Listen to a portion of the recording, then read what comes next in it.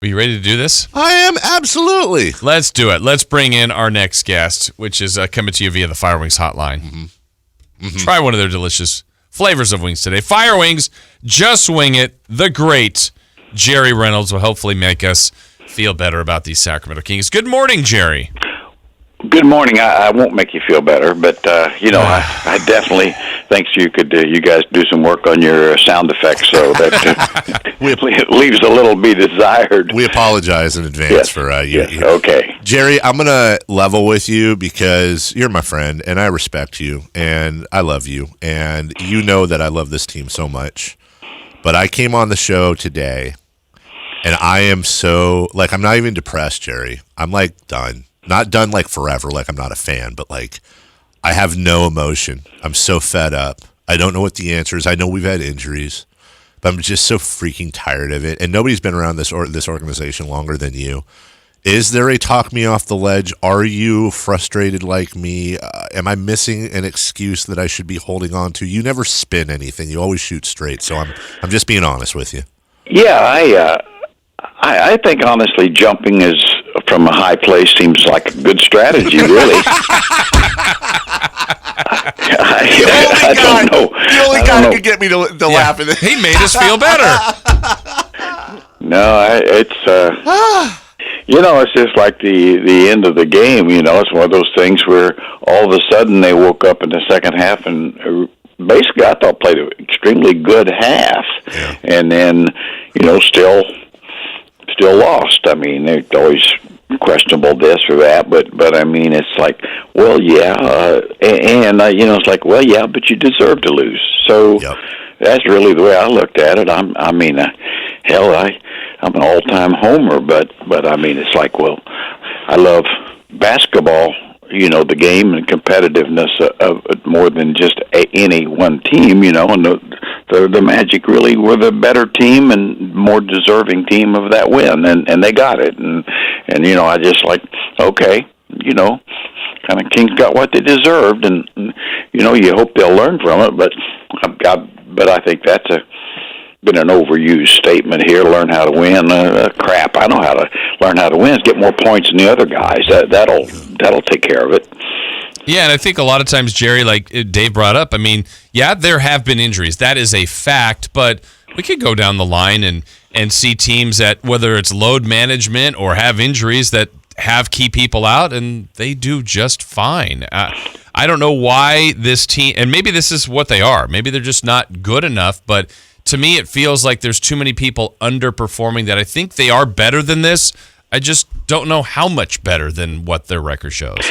Yeah, I guess that would be my take now. I thought, earlier in the year, I was just like, well, this team is too talented to be in the situation they're in. But I'm also a long-time believer that your record is generally who you are, especially in the NBA where you play so many games. Now, having said all that, I think if this team were totally healthy, they certainly would have done a little bit better. But every team has injuries. I think this team has had more than a lot of teams, but not more than every team. And so I think for the team to move forward, one thing, quit talking about injuries. It's kind of old news, really, and I think it can become a cop out if you let it, and it's like, well, that's why you have 15-man rosters. Is they're all NBA players, and we've seen it. This team play extremely well when you had key guys out. 5-game winning streak. I can actually remember back there. That's even with my limited brain cells in operation, I can still remember back to when the team actually had a run there where it looked like, hey, this thing's going to get turned around, and then of course it turned back around. Yeah. Jerry Reynolds joining us, and we're going to get to his new show that we both had the honor of being on, both the season release this week and next week, and everything Jerry's doing. Jerry, I'm going to preface this with, and you know this, but I want to say this for the listeners. I grew up idolizing Vlade Divac, and I've spent time around him a lot of time around him since he took over, and if there was a church of Vlade, I would be a guy in the pew every Sunday. I've gotten to know Luke Walton, and Luke is one of my favorite people that's ever been around. He's just a cool dude. He's a cool dude, absolutely. He really is. I root so hard for these guys, but again, as somebody who's seen it, you've seen basketball your whole life, and to me, this team looks discombobulated. They look like they're not playing with joy. They look much of the time lost. In your opinion, is it the talent? Is it the coaching? Is it the execution? I can't put my finger on it, Jerry, why this team looks so goofy a lot of the times. I think it's a little bit of all of that. Yeah. I think that when you're underachieving, and I think this team is, I think it's pretty clear. So I think everybody has to look, at themselves. I think as a coach, you say, well, geez, whatever we're doing, it's not working very well. Let's, and I think to not do that it would not be accurate. I mean, and as you're a player, you've got to look at your role and what can I do better in the system that we're in to help this team. And I mean, I don't think that enough guys are probably doing that. I mean, and then you have, which leads to some great performances like last night going to waste, like Nemanja Bjelica and De'Aaron Fox were just absolutely terrific. Bjelica was great, but it's like, but night to night you don't know, and like I say, so there's a lot of, there's blame to go around. There's nobody that's innocent. I think you start there. Right. Don't be. It's this guy, or it's these players, or it's this coach, or it's this general manager. I mean, hey, you got here together, and you got to get out of it together. That's it. I mean, that's what they have to do here. And Jerry, when you look at your highest level players, if we all agree that it's likely on this team, it's De'Aaron Fox. It feels like he's starting to come around and play closer to the level that they need. But that was also concerning to me last night, where I thought he was really pretty good, and you had the career night from Bjelica, yet you can't beat Orlando at home. It just, maybe it is a talent gap. Yeah, well, it may be that we've overrated it a little bit. I think that's possible. I think you have to let cross your mind that the overall talent base isn't as good as you thought it was. I still believe it. I still believe it's a good bit better than the record, but the record's the record, and I certainly agree with you. I think De'Aaron Fox is basically starting to get to the place that we all thought he'd get to. I thought it was pretty clear last night when he had any space, nobody could stay in front of him, and he's getting more confident with his offensive game.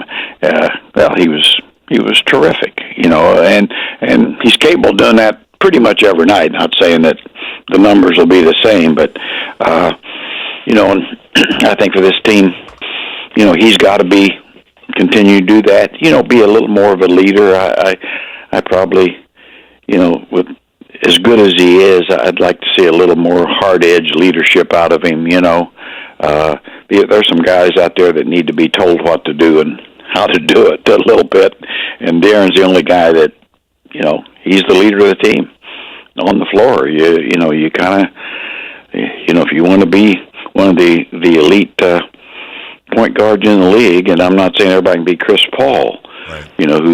But he needs to move a little more in that direction, I think, with this bunch.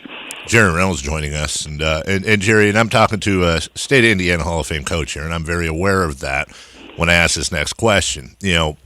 Talked about Luke and our mutual affection for him, and I wonder how much coaching has to do with anything when it comes to the NBA. When you talked about placing blame all over the place, I look at this team last year. They were running. They were leading the league in pace most of the year. You have the same core. And I was looking the other day, with the exception of free throw percentage, this team is worse in almost every single category, if not every single category. Top of the league, the bottom of the league in pace.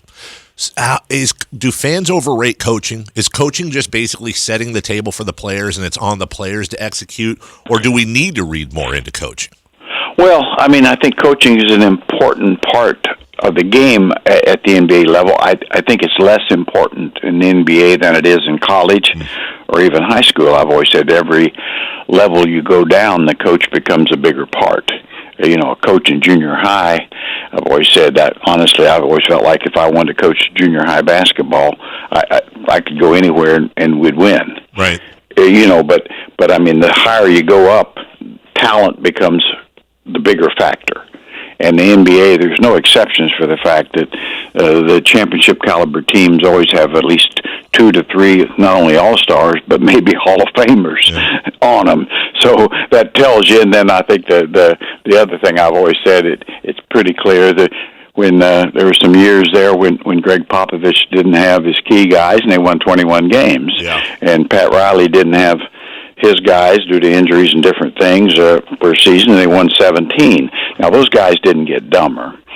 Right. So it just kind of shows you that even the great ones, when they don't have the talent, they're going to lose. Yeah. And so I've just tried to make it's what it is. So player talent is the most important part. And when you have it, then I think utilizing your talent. And honestly, I've watched a couple of coaches like Eric Spoelstra at Miami, and I think Quinn Snyder in Utah and Rick Carlisle in Dallas. These are proven guys that've been at it lots of years, and they always win more games than to my mind, than their talent says they should. Right.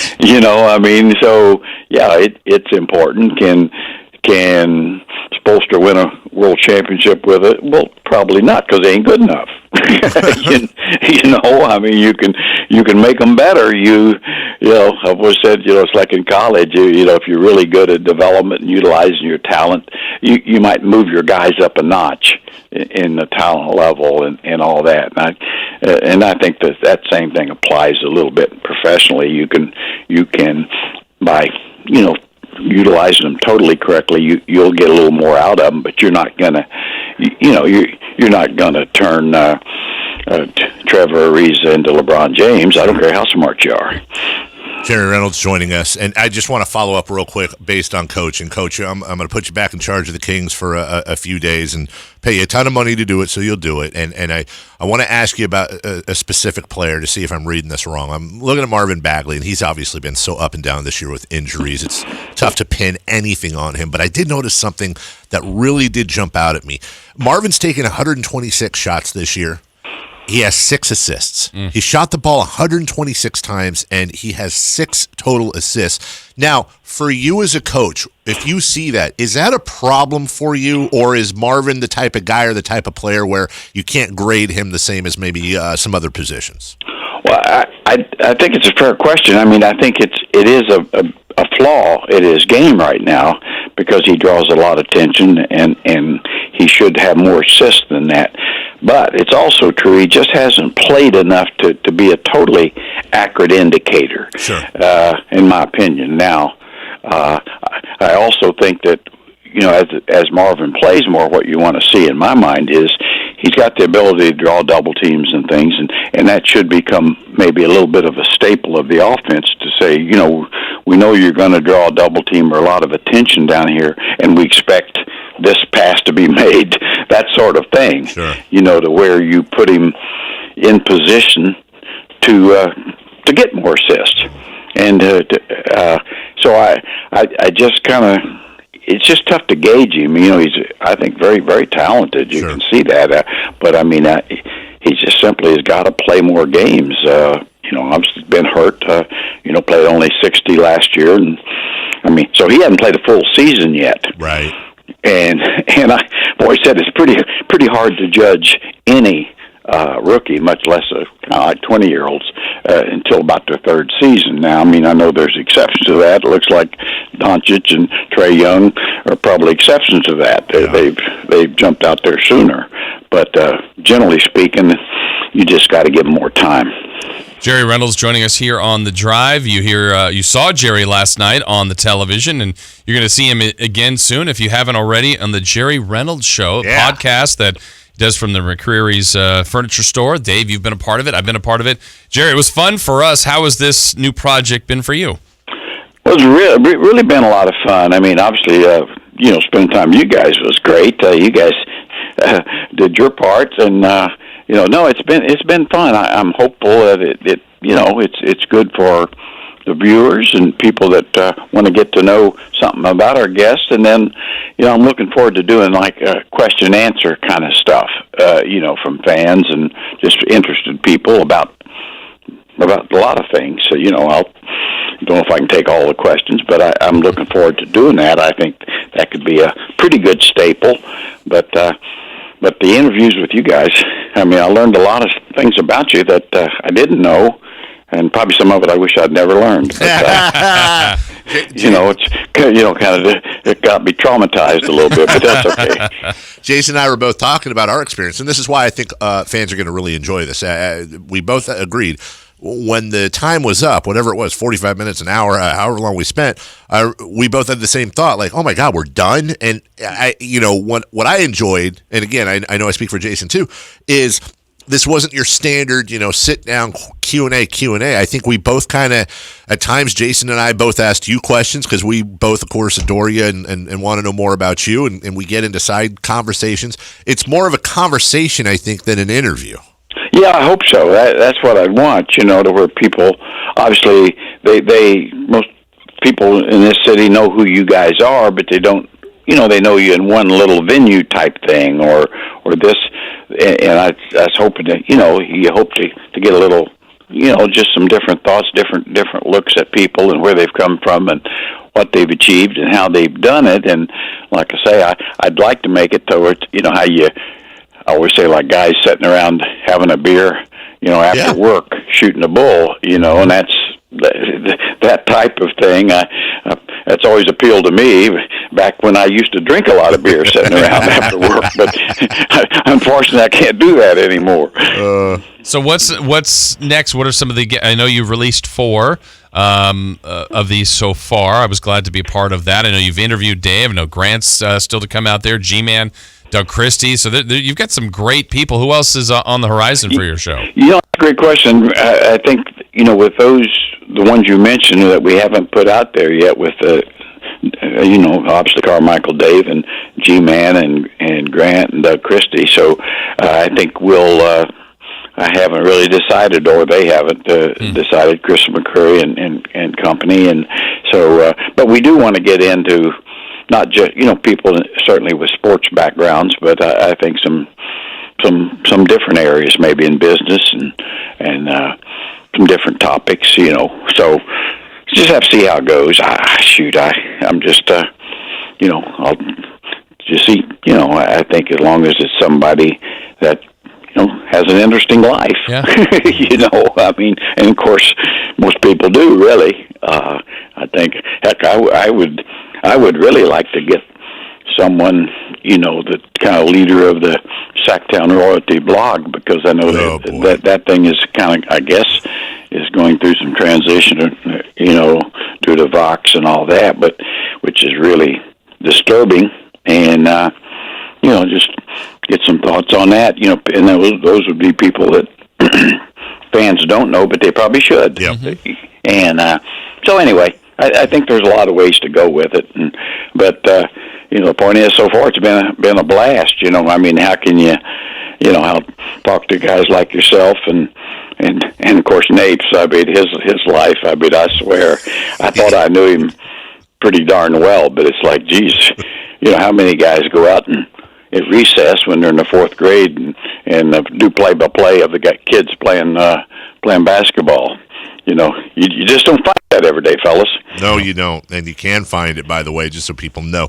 The JerryReynoldsShow.com is where you can grab the videos. It's a phenomenal studio. McCreary did such a great job putting it together. And I guess this is as close as we're going to getting Jerry Reynolds on Twitter. There is a Twitter account at Reynolds_show. Mm-hmm. Go follow that, check it out, and get all the updates. Jerry? That is as close as you'll get on that. But, so, I've been kind of looking at it a little bit off of YouTube and I guess iTunes and different ways of getting to it. So hopefully those of you that are a lot more intelligent about all the internet kind of things can figure it out. I'm pretty sure. Yep. For sure. Thank you, Got it. Jerry, so much. Hey, thank you guys, and I really did enjoy it. Hopefully, we'll have you back at some point.